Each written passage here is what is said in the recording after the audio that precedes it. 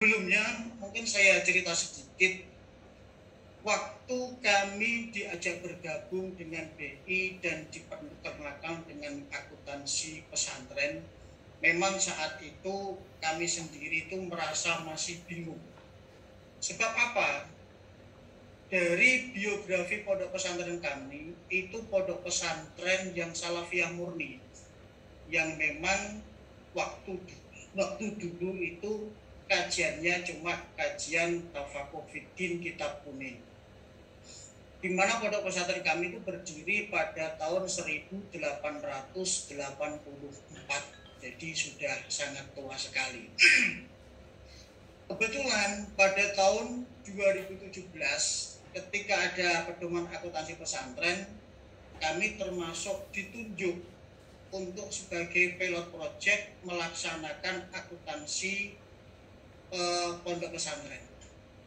Dan waktu itu kami didampingi langsung dari pendamping kami dari IAI Jawa Tengah yang diketuai oleh Bapak Dr. Ratmo.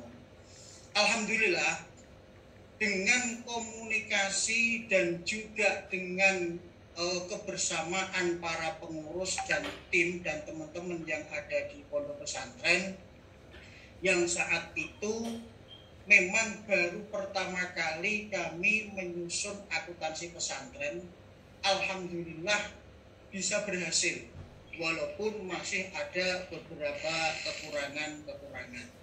Nah, untuk cerita uniknya, memang waktu itu kami mau tidak mau dan harus mau, dan juga disabeti juga dari pihak IAI Pak Ratno, dengan komunikasi, baik komunikasi secara langsung ataupun komunikasi via WA dan yang lainnya, kita mulai bergerak.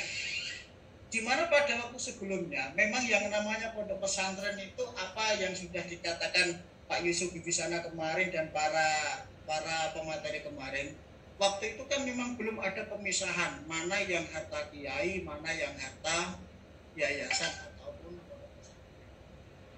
Setelah kami mendapatkan pengarahan-pengarahan dengan kebersamaan para pengurus dan teman-teman yang lainnya, kita mulai memisahkan mana yang pesantren, mana yang milik pribadi.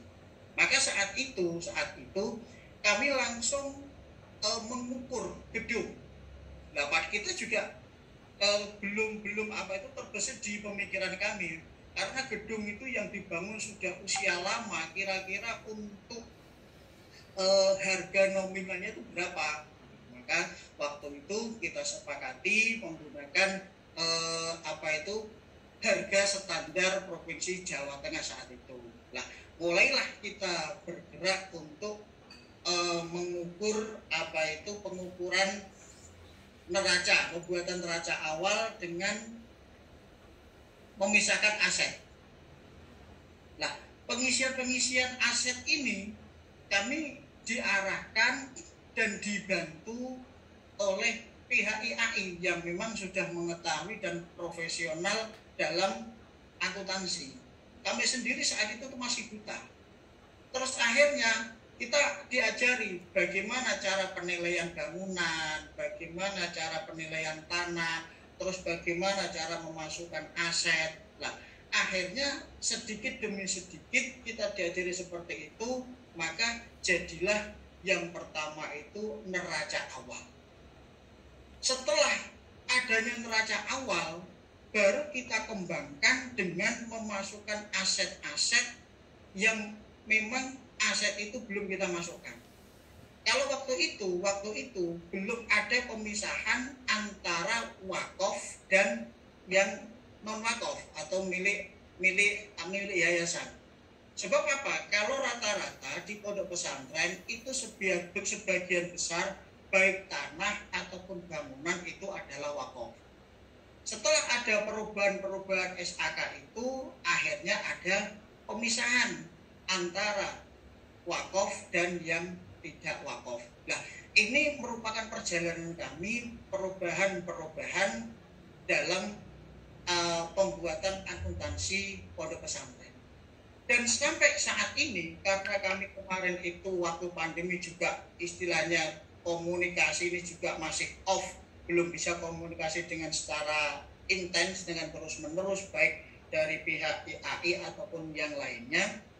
Ini kita mencoba lagi untuk meneruskan akuntansi pembukuan yang sudah kita buat kemarin. Nah, alhamdulillah setiap tahun kita bisa menyusun pembukuan akuntansi yang memang kita masih harus didampingi dari IAI. Ya, dalam hal ini adalah beliau yang terhormat Bapak Dr. Ratno Anggrianto. Sebab apa? Dengan adanya pedoman akuntansi ini, kita bisa melihat, oh ternyata kita itu punya kekayaan sebesar ini. Yang sebelumnya itu memang tidak kita ketahui bahwa kita itu mempunyai kekayaan sebesar ini. Nah, selama ini kita kan memang belum tahu.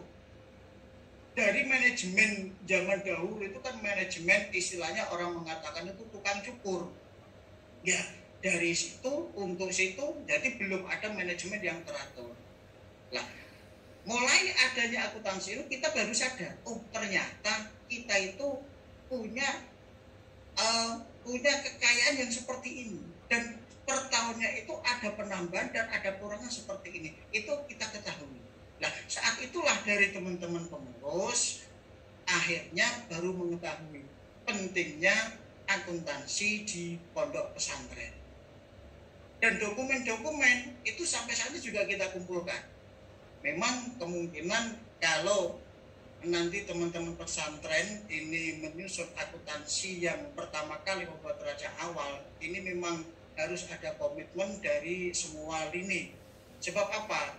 Kalau menyusun di awal ini memang membutuhkan kerja keras, karena untuk pengukuran aset pondok pesantren ini juga melibatkan banyak tenaga, khususnya bagi pondok pesantren yang memang memiliki tanah yang luas ataupun gedung-gedung yang banyak. Karena dengan hitungan-hitungan itulah maka baru bisa kita ketahui berapa nominal aset yang kita punyai. Nah, waktunya 1 menit lagi. Dari situ koordinasi yang paling penting menurut saya, karena kita itu juga masih butuh pendampingan dari pihak IAI. Yang paling penting adalah koordinasi antara pihak pengurus dengan IAI ini harus sering kita laksanakan. Sebab beliau ini yang memang mengetahui tentang buku pedomannya, pedoman-pedoman yang ada, sedangkan kita yang mengetahui lapangan.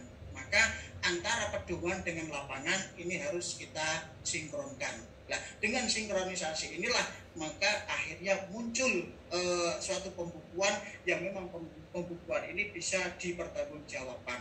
Nah, mungkin itu sekilas dari saya, bisa ditambah dari pendamping kami yaitu Bapak Ratno. Terima kasih. Assalamualaikum warahmatullahi wabarakatuh.